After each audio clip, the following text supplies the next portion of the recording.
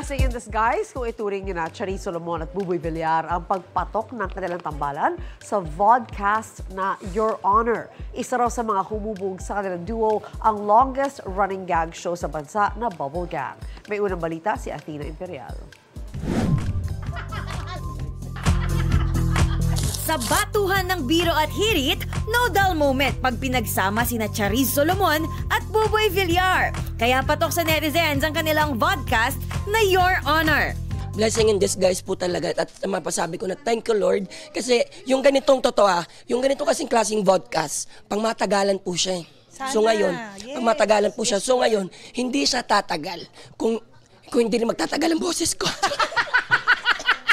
Nahubog daw ang kanilang rapport sa mga pinagsamahang show, kabilang ang longest-running gag show sa bansa na Bubble Gang, na masayang highlight daw ng kanilang kabataan. Matagal na po kami nagkatrabaho.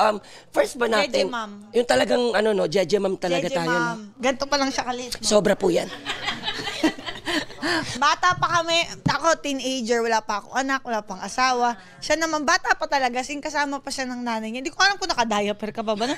Looking forward daw sila na ikatutuwa at ikatatawa ng mga tulad nilang Batang Bubble ang BG30, Batang Bubble Ako Concert. At meron tayong mga kasamang 5 bagong kababol.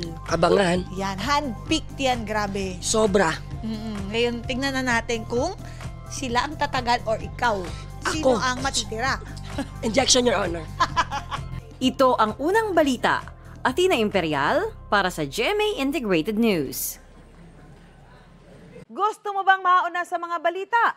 Mag-subscribe na sa GMA Integrated News sa YouTube at tumutok sa unang balita.